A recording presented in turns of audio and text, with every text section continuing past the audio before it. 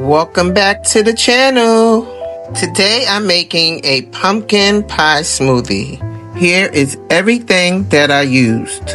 I used canned pumpkin, almond milk, maple syrup, protein powder, flax seed, cinnamon, and nutmeg. I added everything to the blender and blended until smooth and creamy.